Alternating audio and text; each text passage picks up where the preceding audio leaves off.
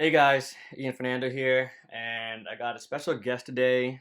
I'm kind of quarantined after I landed in from America, and I've been just going mentally crazy. So I was talking to my buddy the other day, and he posted an article on LinkedIn about business being affected by COVID-19, and I decided, hey, this would be a great opportunity to take him on and just talk and discuss. I met him when I was traveling and living in Vietnam, so we will all talk about how this pandemic, I guess you can say, is affecting my business, maybe his business, or what he thinks going to happen, what I think might happen, what's going on in the future, how long this might happen, etc. So, um, Andrew, thank you for coming on and discussing this thing, this pandemic, this I am legend history that's currently going on. Um, so go ahead and just introduce yourself, and then we'll take the conversation from there. Yeah, cool. Hey, thanks, guys. Thanks, Ian. Hey, guys, my name is Andrew Tran. I'm a digital marketer, I'm a digital strategist. I help brands kind of strategize and figure out what their problems and solutions are. And I run workshops around that. So, yeah, first and foremost, like it's been one of those kind of weird situations where any service industry that required like a face to face or group meeting has all been postponed. I had a few speaking gigs that all got postponed straight away when this COVID-19 kind of happened. I'm hearing news reports from back home in Australia where people are fighting over toilet paper, so it's absolutely crazy. And there's all that kind of stuff that's happening at the moment. But like the reason why I kind of wrote that article was because I think, like with any other situation that occurs, there's always a And real weird. quick, below I'll post that link in the comment section on this video too, or in the description that Andrew's referring to. Yeah, yeah.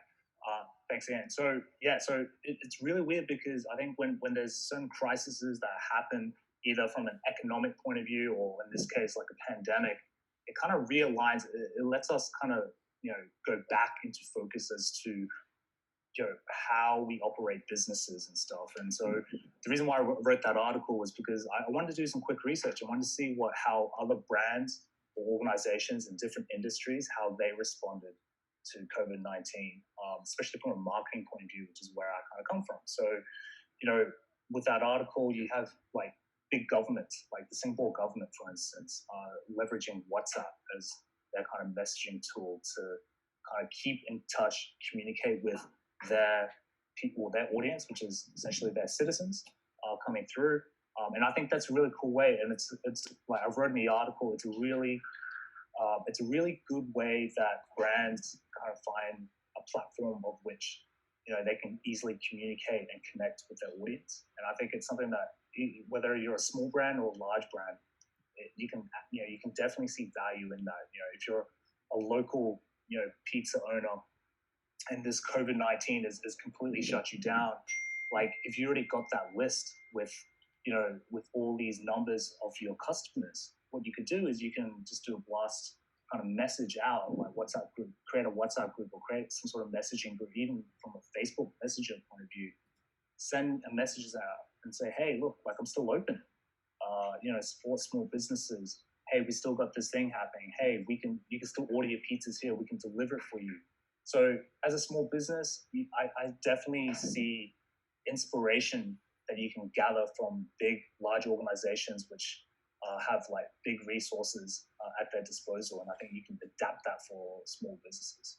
Yeah. So talking about small businesses, I mean, I'm here in Jersey City, and literally, there's all these small businesses are either closed or you're not allowed to order in, and you have to just pick up and leave.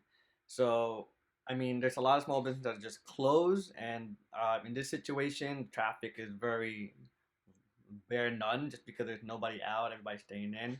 Now, I know you're in Vietnam right now.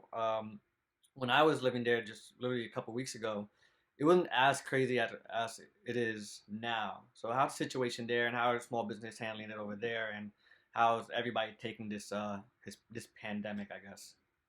Yeah. So I mean, to be honest, like Vietnam's kind of been doing social distancing, which is I guess the new buzzword for 2020. It's been doing that since January. So you've had like schools and universities kind of closed, so kind of large gatherings kind of being discouraged. But what's happened is, as you know, as the West has kind of caught on how this disease, this virus has kind of spread so rapidly, like especially in Europe, which I know you were just there not too long ago as I well. wasn't in Europe. I had to fly over Europe, but I was gonna have a connecting flight in Poland, coming from Russia, but it got Yeah. canceled. So yeah. Damn. Yeah. So I mean, when you're in there and you can see that, then I think what I'm kind of seeing from Vietnam is that more and more people, more and more people are being a lot more sensitive to the approach, and as a result, like you're seeing more and more people like wear the masks, and you're seeing bars kind of close. You're seeing reports of suspected rumors of certain districts having COVID-19 cases. We just got hit up like by our landlord to like provide our credentials. Oh So man, that it's getting really possibly serious there. police. Yeah, man. So it's starting to get crazy, man. And that's not even just me. That's like pretty much all foreigners. Yeah. So I mean, that's the reason yeah, why I think I had to.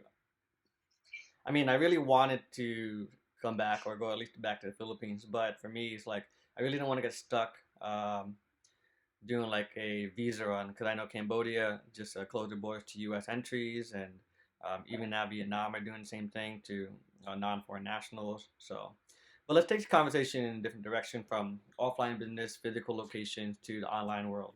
Like for me yeah, specifically, since I do affiliate marketing and marketing online, and most of my business is all online, a lot of my stuff has actually slowed down. Like traffic has slowed down. I'm spending money, but not again conversions. Um, there's no volume on certain types of traffic sources out there as well. Maybe certain offers aren't working. Then I have my Amazon business. More recently today, or I think yesterday, Amazon's only shipping essentials, and we have to ship ourselves the non-essentials from our location, which is the FBM model. So I'm more curious to see what your thought of on online marketing. What effects has it done, or is affecting vendors online, their income, and what do you think is going to happen going forward? yeah. I mean, like you just said before, because of this, you're seeing that a lot of like you said, traffic is slowing down, and as a result of that, there's going to have to be a realignment with regards to, as a marketer, how you perceive your target audience, what kind of media they come. So it's all about like kind of realignment now. Start looking at your personas. Start looking at ways of which your target audience interact with certain social media platforms or certain media publications. And off the back of that, then you can start doing some tests and learn. So I think the principles are still there with regards to how you kind of target online marketing, even though you have less traffic coming through.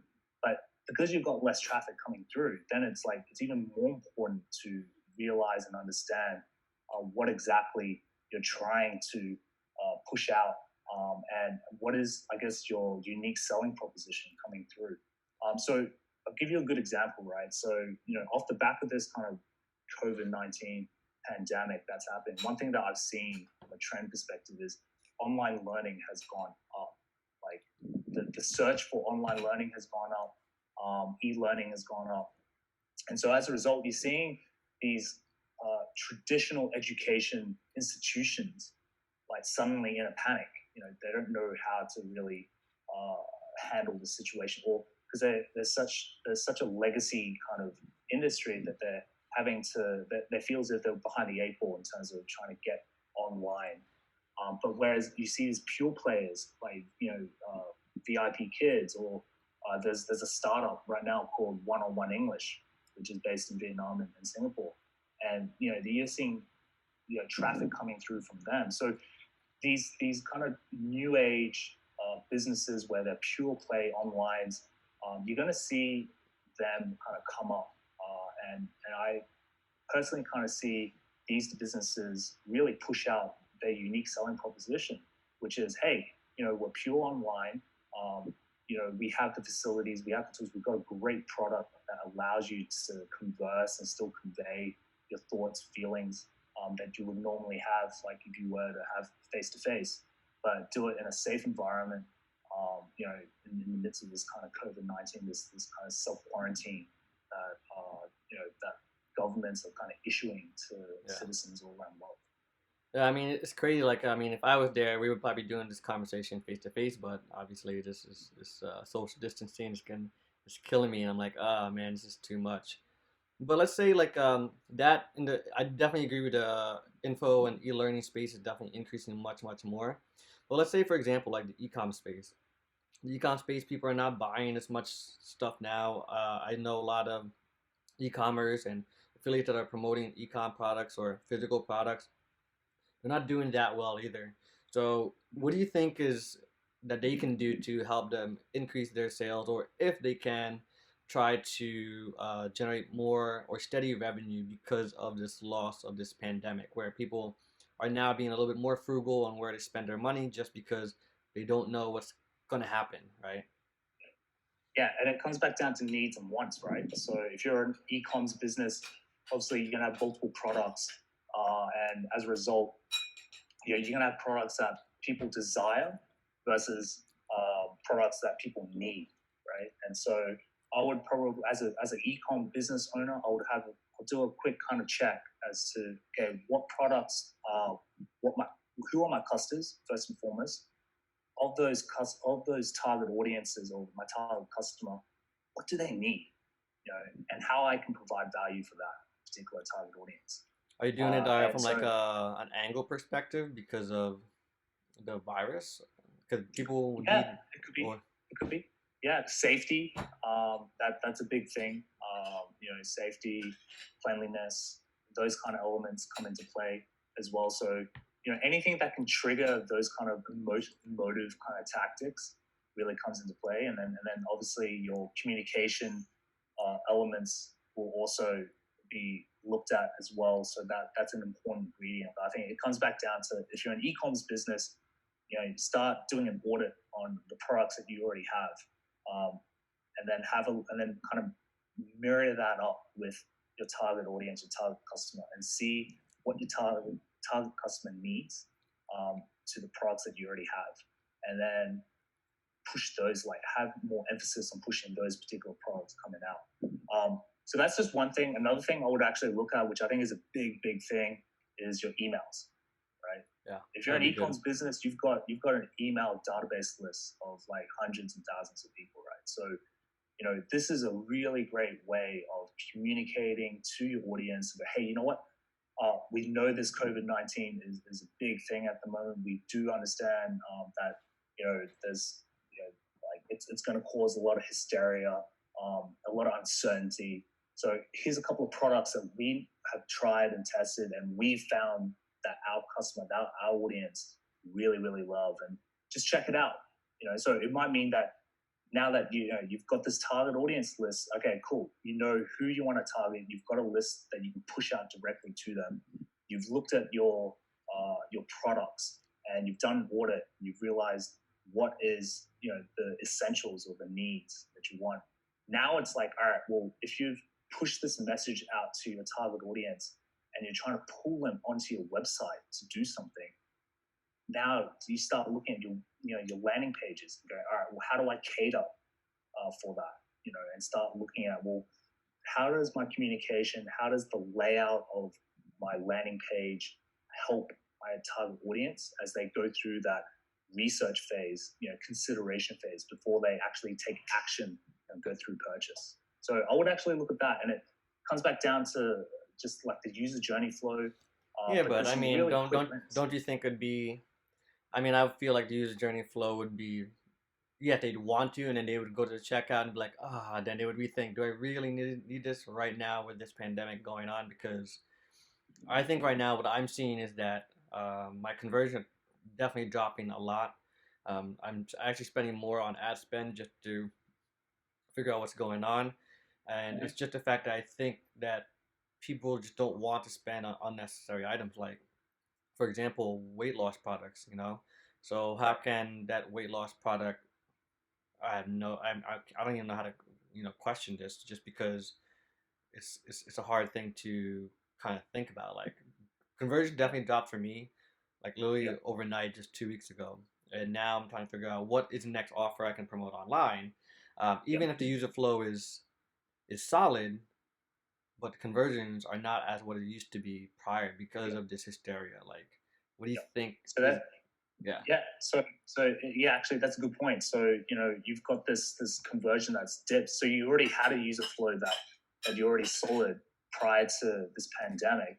Now this pandemic's happened. It's completely warped the way of which your target audience or your customer kind of goes through that consideration and purchasing kind of phase. So then therefore it's like, all right, well, if you're seeing a drop in conversions, are you seeing an increase in like cart abandonment? So like they're not necessarily. I mean, sorry, you do see a decrease in terms of traffic flow coming through, but if they're going through, say, a typical funnel between hitting your ad, going through the landing pages, and then going through the checkout, if the percentages through that funnel remain slightly the same, but there's a big increase in terms of just the cart abandonment, for instance, then maybe there's an opportunity there for is to probably implement some sort of cart abandonment type of communication message coming through. So maybe it's an opportunity then to start looking at, all right, well, at what point do I actually capture this customer's email address, right? Can I capture like closer to the top part of the checkout funnel, for instance? And that way, if they do abandon the cart, I do have their details. I can automate some sort of quick message to them to kind of highlight the user benefits of that particular product.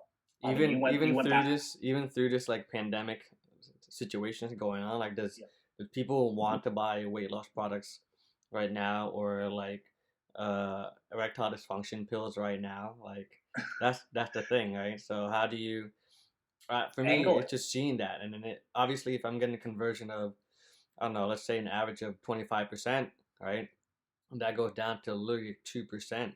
That just tells Right. me that people are either in a panic mode where they're trying to save money, Mm-hmm. and they don't want to spend, or it could be like, hey, maybe they're not really interested. But with the hysteria that's going on, to me, I feel like they just don't want to spend, and then I have to find new offers or new products or new angles as to how to get them to convert over, and that's Yep. something I have to think about. But the funnel flow, I do agree to a point, because maybe you can use those email leads later and then recover your lost ad spend or your lost potential revenue made later on. But I mean, that's something down the line instead of in direct marketing, $1 and $1.50 have to come back, or at least $1, right? Right. So, um, Right.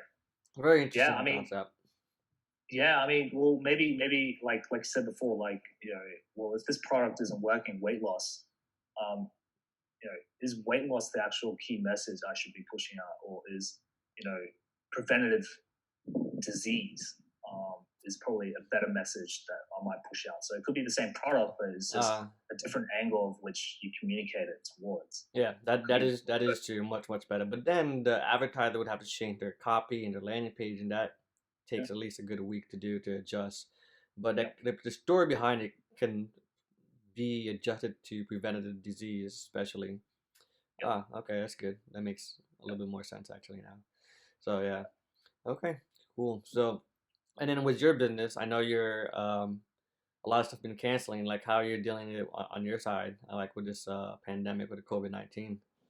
yeah. Well, I mean, for me right now, like I said, I had like a few events all scheduled, all booked over the next 6 weeks, and they've all been postponed slash cancelled. So as a result, all I can do right now is I still want to stay relevant. So I'm pushing out my content throughout my kind of social networks, like on LinkedIn, for instance, pushing that out on my Facebook page, pushing that one out as well.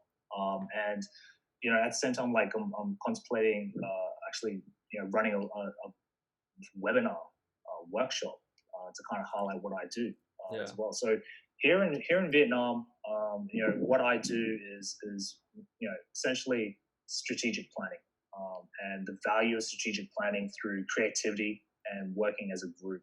So stuff that maybe as a marketer, if you're a seasoned marketer, like it's you look at it and you're like, oh, okay, that's pretty logical.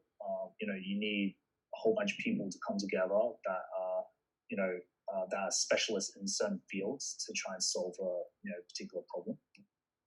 But here in Vietnam, it's a new concept, and I've got a really cool way of doing it, which is really quick as well. So it's all about kind of high impact and speed coming through. It's all about growth here because here in Vietnam, here in the Southeast Asia region, there's a lot of growth that's happening. Even though there's going to be very, very close to becoming like all this economic downturn is happening, all these messages around recession, global financial crisis that's happening. But in the midst of that, I think to me that's just an opportunity for the world to kind of recalibrate.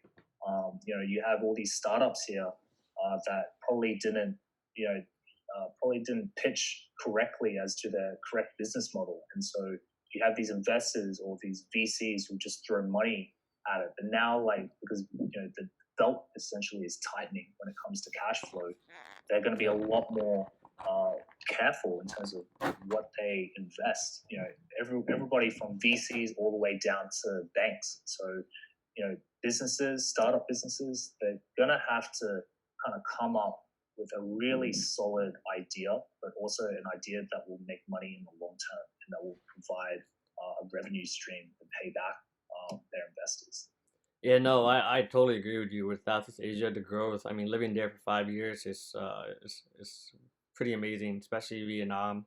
The growth potential there is huge. I know when I came from Affiliate World Asia, people just want to figure out how to get people on websites and monetize the website in that way, all in Vietnam. So yeah, I Yep. totally agree. So And what's happening in your world though? Like in the affiliate world, I know you just came back from one event coming through. What was the sentiment like over there?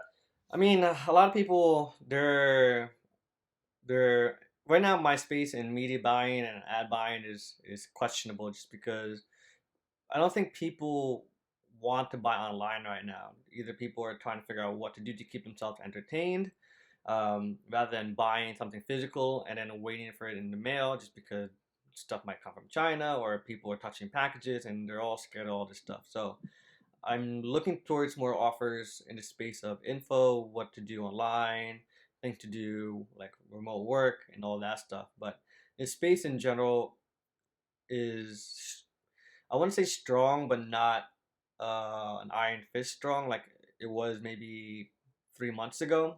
It definitely is declining, I guess, in conversions. I mean, that's just me personally and talking to some people.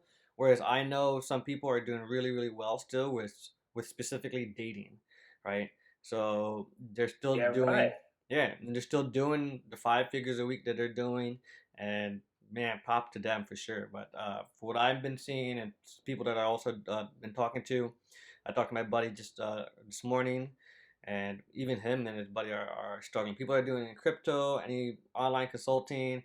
I like you saying the services, it's not doing too well. So um, I'm trying to adjust. Obviously, it's really good to refreshing for me to adjust and open up my mind to this, which is good.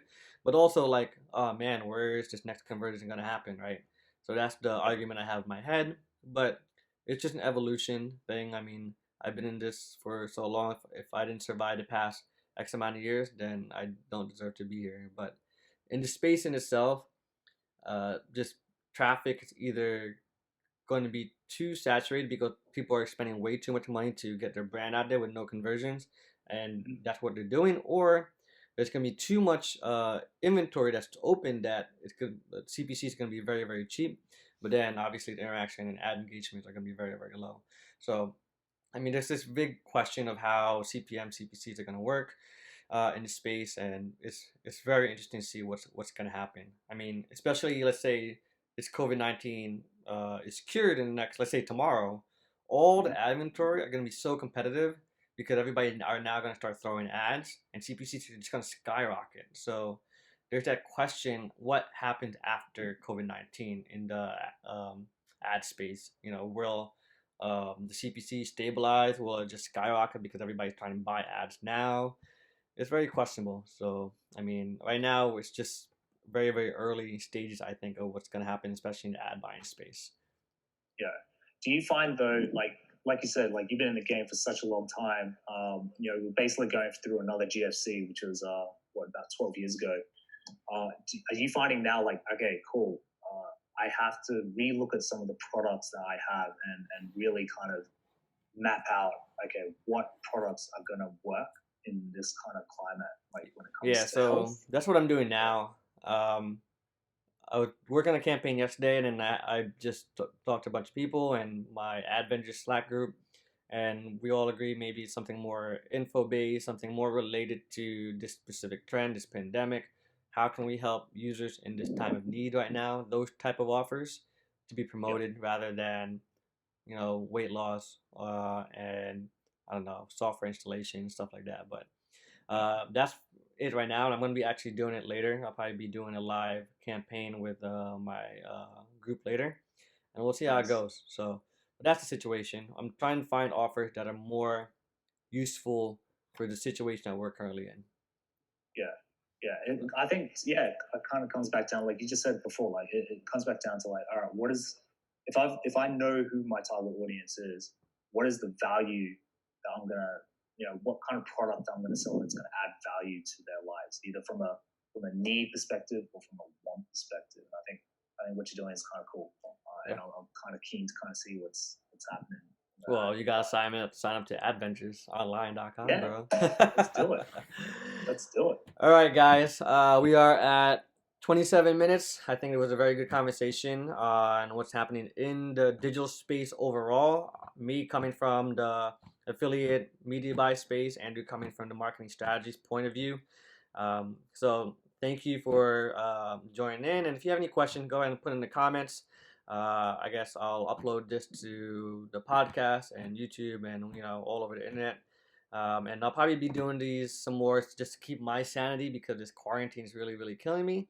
And Andrew, thank you for having a conversation with me. And if you have any last words or last thoughts, go ahead and say them. Yeah, like thank you very much, guys, for tuning in. If you guys have any questions whatsoever from a marketing strategy point of view, let me know. I'm more than happy to jump on call. I'm really good mates with Ian. We banter. We have a good time together. Especially when he was in Vietnam as well. Like he gets my jokes. He was born in the '80s, grew up in the '90s, so There you he go. gets my jokes. But no, hopefully it adds value to your day, to what you guys are doing as well. And if so, let me know. And if you have any more questions, let me know as well. I'm more than happy to come back. Awesome. All right, guys, stay safe out there. I guess practice social distancing. You don't have to do any social distancing in my chat, but yeah. All right, guys. Thank you, Andrew, and that's it. See ya. Bye.